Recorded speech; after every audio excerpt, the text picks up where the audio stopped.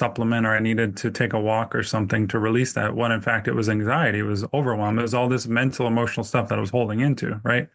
So I was affected in that I would freeze up when I would train sometimes, like literally like a deer in the headlights, like freeze in fear, like I was going to get something wrong or make a mistake in front of everyone.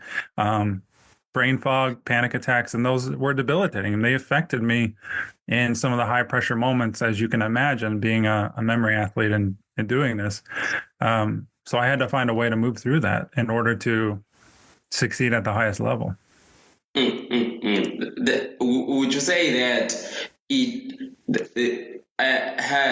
experiencing these panic attacks within it on the verge of, I would say, reaching success made you look at mental health in a different perspective? Yeah, I suddenly had appreciation for everyone who was struggling, right? Because before you struggle, and initially, if you hear about depression or anxiety, you think, oh, it's just a chemical imbalance, or these people are stupid. Like you have these thoughts, like, but then when you actually deal with it, you're like, what's wrong with me? Why am I feeling this way? Like it's something you feel it's out of your control, and it's scary. So then all of a sudden, I have compassion for other people who are dealing with internal struggles, and like I'm talking about people who are at the top. Like some of the most famous people some of the top athletes they struggle with this stuff. It's not just normal people. It's not just, like it's not lowly people. This is everyone has this stuff. Everyone stores stuff in their bodies from their past emotionally and doesn't know how to handle that. So it gave me an appreciation for everyone, like every single person I encounter. I try not to judge them. I try to have compassion for where they are in life, no matter their stature, no matter who they are, and put myself level with them so that I can appreciate more. And that's one of the keys to healing from this stuff is if you notice a judgment in others, like if I judge you or I judge someone else, like have a judgment, like they're less than me, or I'm better than them, or I'm smarter than them, or they're right or they're wrong and I'm right, right? If you have that judgment, that's an indication too that you're holding on to something. You're holding on to that judgment. If you judge someone else, it means that you judge that same aspect about you. And that's a really hard pill to swallow too. I help people I guide people through this, like how to notice all these things inside of you, how to release them, how to notice these judgments and these trapped emotions so that you can liberate yourself. And anyone can do this. And I would agree with you with that, because as I thought I suffered from mental issues a lot, and until I started the podcast, when I started seeing that no, there are people out there who have severe conditions more than me, and I started to appreciate life. I started to wanting to know more. What kind of mental disorders are there? How can I make a change? Through this podcast, I've been able to sit with people down and speak about different types of mental disorders, and also from things. And I've spoken a lot about men's mental health. I've spoken a lot about addiction. I've spoken a lot about anxiety as a whole. So my second question, a follow-up question is the fact that what were the biggest challenges that you faced with anxiety and panic attacks? Yeah. I mean, I got to the point where I was having multiple panic attacks a day and I thought I was going to die. Like one of the times the left side of my face went completely numb and I thought I was having a stroke. I thought I was going to drop dead, like on the way to the hospital, because my brother was driving me. So fearing death, it led me to face the fear of death. I thought I was going to miss out on my daughter's lives. Like I was looking at my daughters thinking, I'm going to die today. I'm never going to see them graduate high school. I'm never going to go to their soccer games or whatever they're into. And it was so scary to live with that every day. Like I knew something was wrong inside of me. Something wasn't well. And not knowing what to do with that. That was the scariest part of my life. And So when I hear people who have anxiety, have panic, I know what they're going through. I know that they feel like something is internally wrong. And the scariest part, Seiko, is we retract from our lives. We start hiding. We start not going out in public. We start even going upstairs and avoiding our families because we don't want them to see us struggle, where it's embarrassing, right? And so me hiding for several months was one of the worst things because I was alone. I was isolated. I was trapped in my own mind, my own body. I didn't know what to do. That moment, that was the dark night of the soul for me. But it was also the most beautiful moment because I knew I hit the wall. I hit the bottom, right? I hit rock bottom, and I knew that there was the only way out was to change. I had to radically change my life, like do completely the opposite of what I had been doing. Because what I was doing clearly wasn't working. All the mindset stuff, all the mental stuff.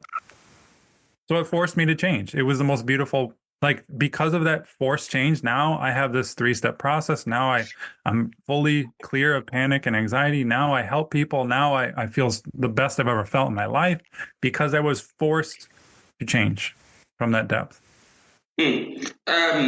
As someone, what advice would you give someone who has the similar issues? The biggest advice is you can release this for good. You can change this on its head if you are willing to feel the uncomfortable feelings. Meaning, the solution is not in your mind. The solution is not changing your belief. The solution is not like digging for the root or figuring out what to do or trying to like continue what you're doing mentally. The solution is to feel that uncomfortable energy as it arises. And when I say uncomfortable energy, I mean any negative emotion, anxiety, paralysis, numbness, fear, sadness, anger, whatever happens in the moment. Are you willing to relax and feel that? Let it do whatever it wants to do to be released. And if you're willing and devoted to do that, this stuff can release for good. I would like to definitely underline the sentences you said, the answer that you gave me.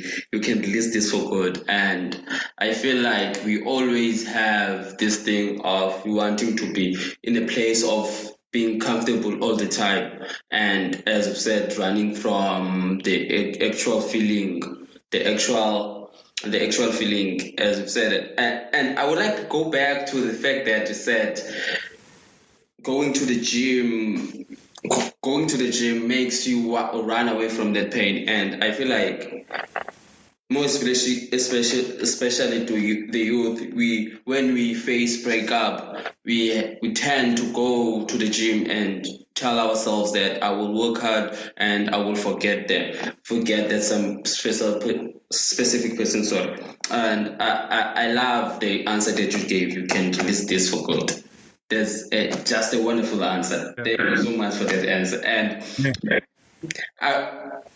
I went as when I researched was, as I've said before, when I was doing the questions around this specific conversation, I saw that you offer a free 12-minute video book on your website. And can you tell us more about what viewers can expect to learn from this resource? Yeah, so this is a free guide. Everyone, I recommend you go to this website. It's releasepanic.com/free. This is a free guide, a free video on how to release your anxiety for good forever. And it's very direct. And I just go into more depth of like what I'm sharing with you today of how to release this stuff. Because that's important. We have to know how. We have to know what's not working, but what to do instead. Right. So it's a first guide. It's an initial guide to get you on your journey to releasing this stuff like it did for me. And it puts you as well on my email list so I can keep emailing you updates and tips and help, because I offer, for those interested after that, I guide people through a transformative program. I offer a program where I guide you once a week on these steps, these 3 steps I talked about, hold you accountable so that you can see these results much quicker and guide you through modules to ease you into the process, because it's a complete flip opposite of what you're trying. So I have to guide you through that step-by-step process, but people are transformed through that process. So I recommend everyone going to releasepanic.com/free, then just download that free video and watch it today. I feel like, and also I believe that we, as people who want to go through recovery, for people who want to be healed, we always fail to be accountable for our actions. We always fail to want to be consistent in a new routine. So how do you make sure that those people are accountable? How do you make sure that they don't, I would say, betray themselves through this program? Yeah, it's a really good question, Seiko. And the honest answer is that I only want people to approach this program or to do this program if they're committed, like initially committed to doing this, because there are unfortunately people who want the easy way out and want, the shortcut and don't want to do the work. And this is not for them. This is for people who are struggling, who've tried all the methods, like I mentioned, that aren't working. And they want someone like myself to guide them through. So you have to be 100% responsible for your results, knowing that this works, knowing that you'll have to show up, right? But that's why I'm there. I'm there every single week with no judgment, because I've been through this stuff, right? I know what a panic attack, what anxiety feels like, all this deep stuff, but I also know what the other side feels like. So I can guide people through, again, not judging them for where they're at, but understanding with compassion where they are and say, oh, we have to switch this, we have to do this, right, to help them move through it. So the honest answer is I can't give anyone results. I know that this works because people have gone through it and it works miracles, but you have to be committed and willing to take this action, and I will be there to hold your hand through it all. That's right. Before I'm seeing that we almost are out of time. This interview was it's supposed to be 30 minutes. Where can listeners learn more about your work and access additional resources? Yeah, other than the free guide, I recommend everyone download that free guide.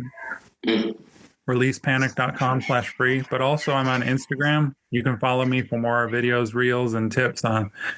You can follow me at Memory John G, John with an H. You can find me on there and send me a message if you have questions or just follow along. And yeah, I'm happy to have you on this journey.